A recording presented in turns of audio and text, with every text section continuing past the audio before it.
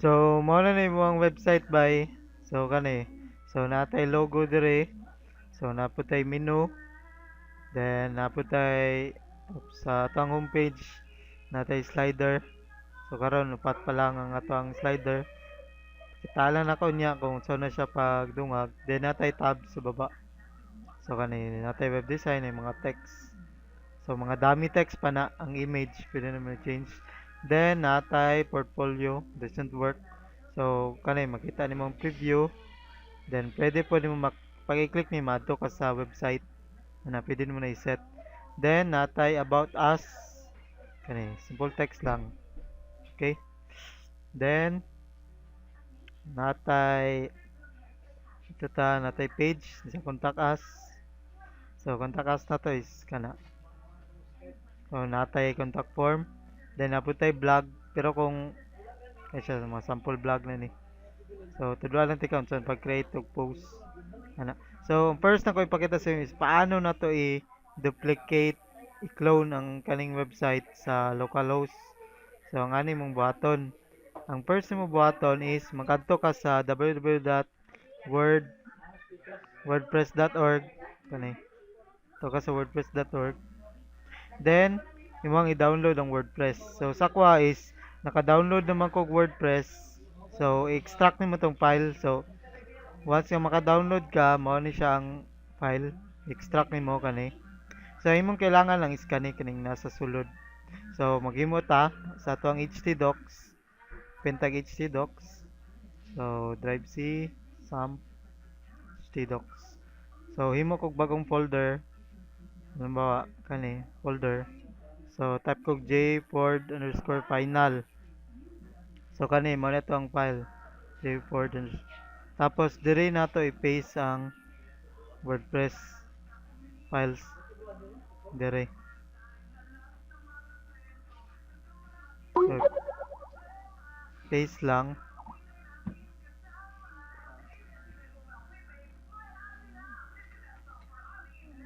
Ito na to mo man. Then after nyo ma-paste is mag-create ta og database sa gamit ang MySQL. So, ito ko dire. Or pwede po dire lang ta adto kung nagagamit kag SAMP. Dire na ta adto i-click lang nimo ning admin. Kana. Imo kag database. So, kana create lang tag database. So, ang database is pwede mas unsa. Ikaw bahala. So, halimbawa, JFord score final. Ana, create lang dayon. So, mana naka-create na tag database. So, okay na. Then, after nimo kung man nag-copy, imong button is i-access na nimo ni imong JFord final nga folder. So, i-type nimo dre localhost, then pangalan sa imong folder nga jford_final. So, ana. Then, after na, create your configuration file. I-click lang nimo. Then, let's go. Then, Ashag database. So, ang database, itong buhat na to bago lang, jport_final_db. Then, ang username na to is, by default, ang username na to is root sa database ni. Then, ang password is walay password. So, ano lang. Then, click lang ang submit. Then, oops, can't select database. Back na ta. Root. Username, root. Huwag na tayo mali. Gport. Check na itong database ha. Yan lang. Add. So, nabuhat mo na to? jford_final. Ay, wala di ay. Kanilang jford_final lang di ay. Walay db. So, jford_final. Then, submit. So, then run the install. So, ano? Install na. So, kanay pangalan sa imong site. So, for example, Azure. So, Smart Solution. Then, ang kanay, ang username and password dire mo ni siyang sa admin. So, kani kailangan nimo ni matiman-an kay mo nim gamiton pag kung nakay i-change or kuan ano. So, ako ang kuan lang, ako ang username is admin. Then, ako ang password is webmaster. So mo na itong password webmaster. Paste na ko dre paste. Then email, so masing unsa ba email nako. So ana. Then check lang install WordPress. So mo na ni. So after ato makakuha na ta na tay WordPress website. So pag i-run ako niya, so kung mag-i-check nimo, so ato lang ka dre localhost i-type nimo imong folder. So mo na niya tong website. Pero atong buhaton is i-clone na to tong website na to.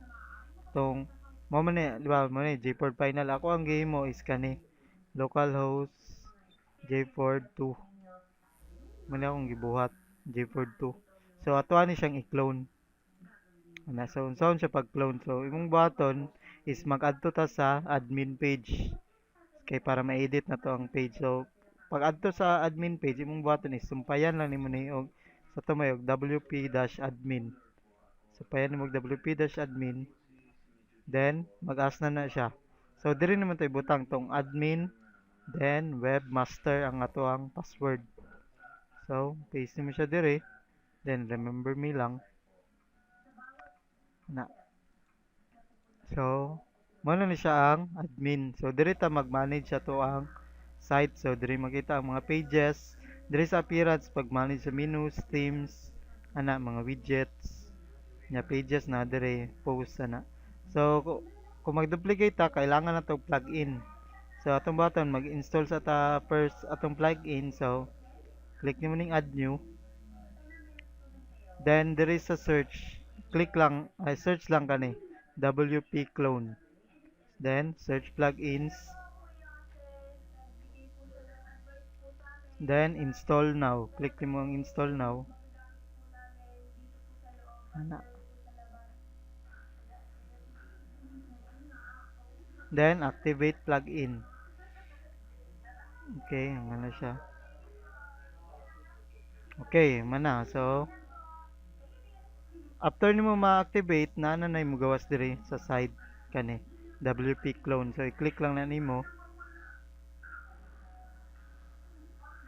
Then diri na ta mag-create og mag-restore. Actually nag-create kog backup ka ganiya. So i-restore na lang. So ako ang gibuhat nga backup kay naa siya diri oh. Sa localhost nimo ibutang ay sa htdocs. Then mao ni siya akong gibuhat kani jport_bu. Zip. So diri lang siya ibutang sa htdocs. Then pag-abot nimo diri imong type lang http localhost / jport_bu.zip.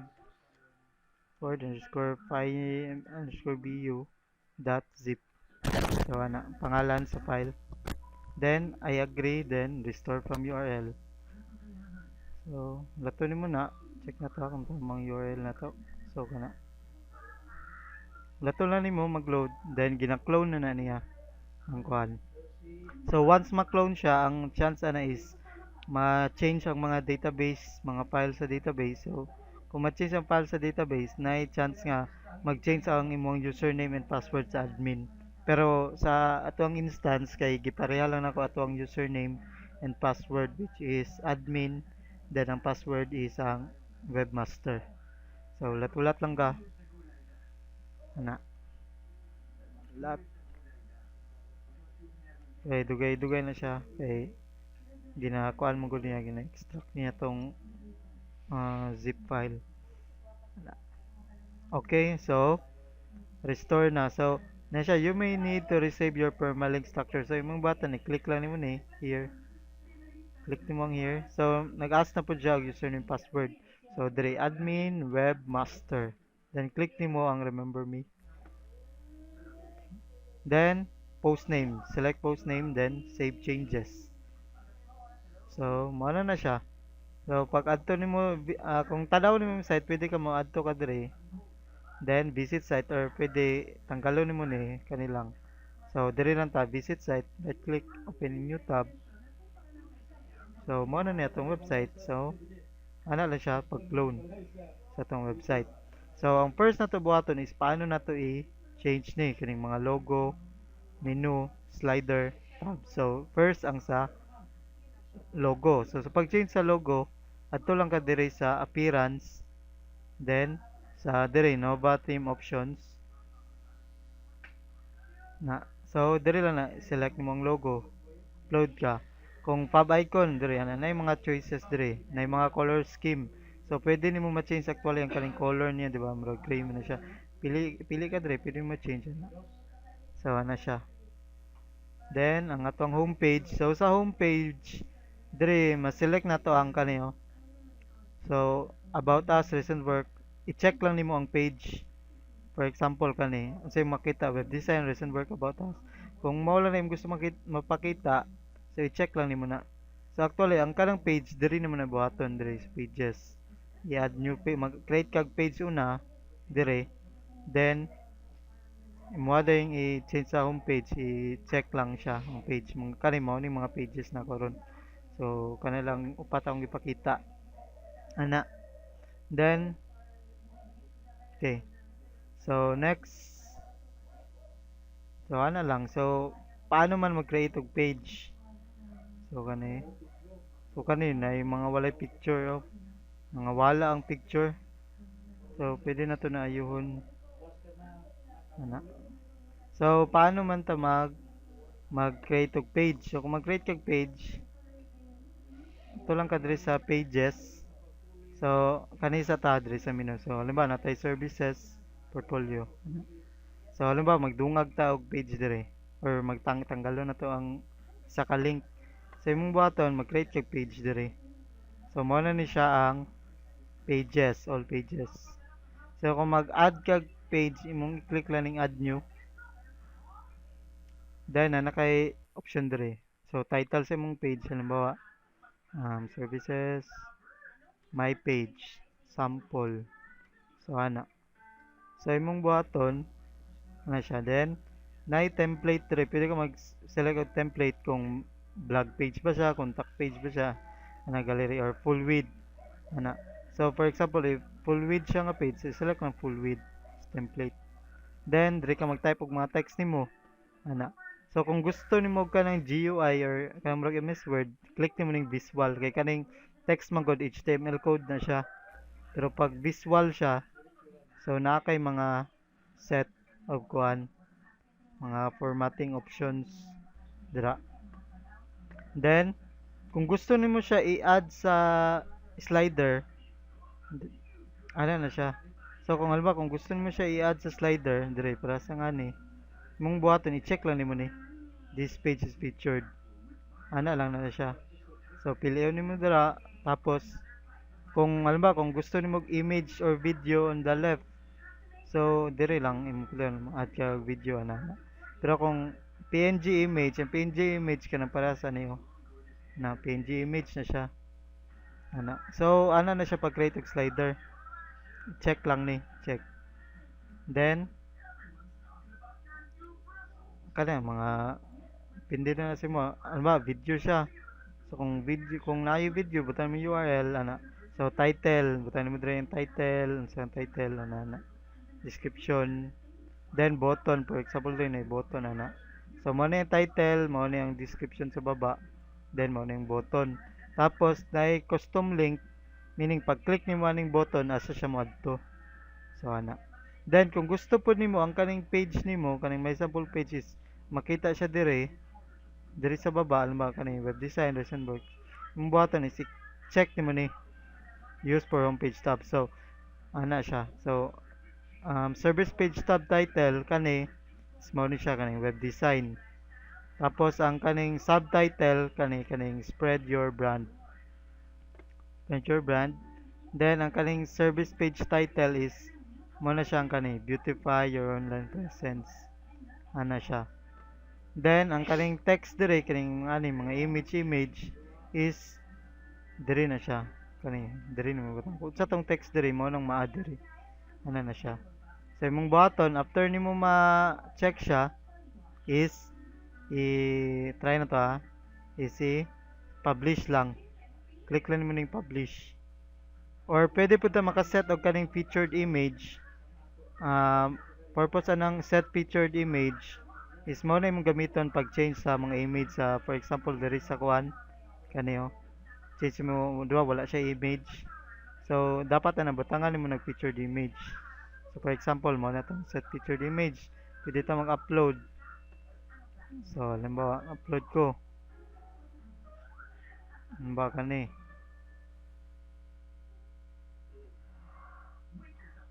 Then, ulato na nimo. So, set featured image. So, na. Then, publish. Then, after ma-publish, try na to refresh kung makita ba. So, pag refresh na to is wala na dungag, di ba? Wala siya na dungag. Wala siya na dungag kay kailangan pa manggod na nimo i-set diri sa appearance. Then diri sa mali. Balik ta diri sa appearance, then diri sa Nova theme options. Dapat i-check sa nato siya. So for example, diri sa homepage, check sa nato tong kuan. Kanay may sample page ana.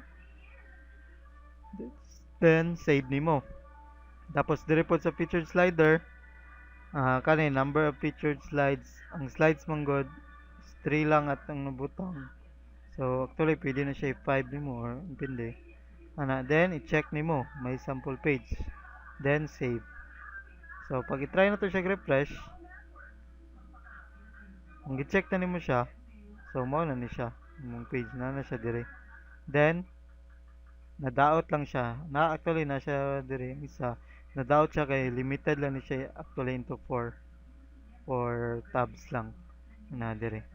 Then kung halimbawa gusto po nimo nga ang page nimo is naa siya dire sa kuan, sa menu sa taas, imong buhaton is ano yun lang nimo.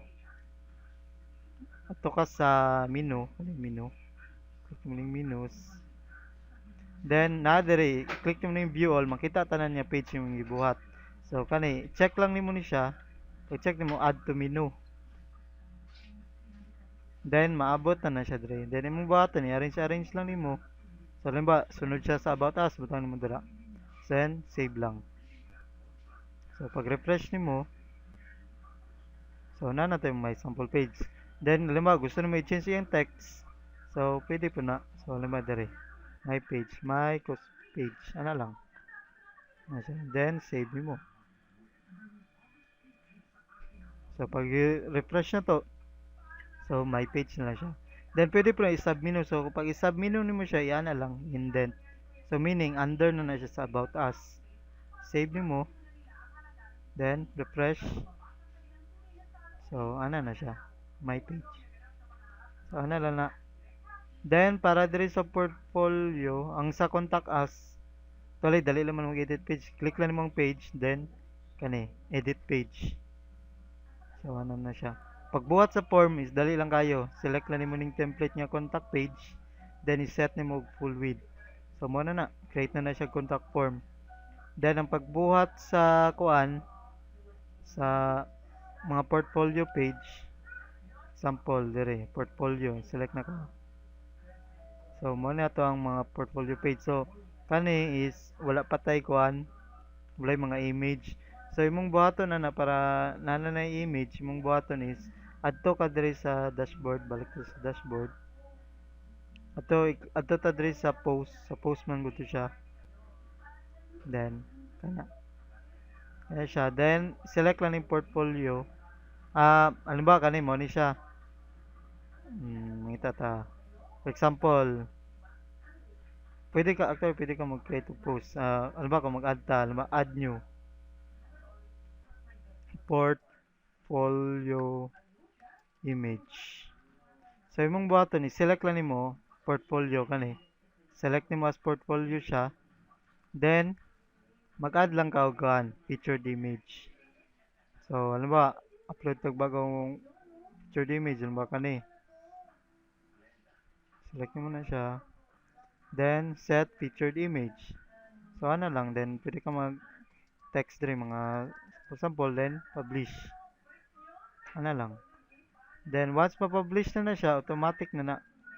Pag visit na to sa site, pag click mo sa portfolio, na siya diri. So mo na ni siya. So pwede mo ma-view ni siya. Ana. So view po nimo ana. So ano siya. Then, di ba, pag-click nimo, actually, pwede mo na ma-change kining mga recent posts, recent comments, archives. Yung nasa side, pwede mo na siya ma-edit.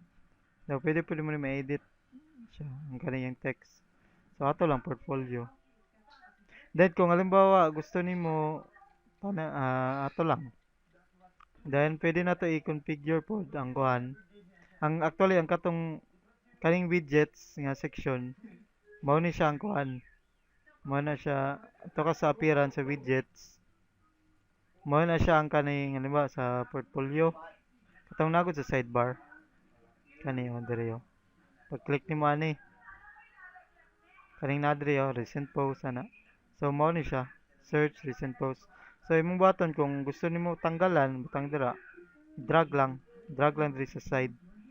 Drag lang sa mabutangan nimo kalendar. Nya kani, ba, butangan mo kalendar dira sa side. So, i-drag lang pud mo. Tuwali, kani napod footer.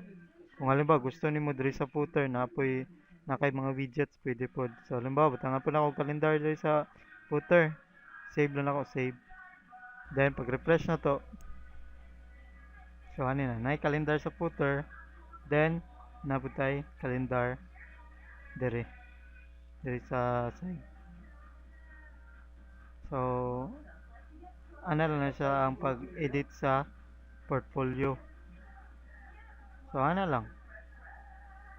So, ang atong kuan lang,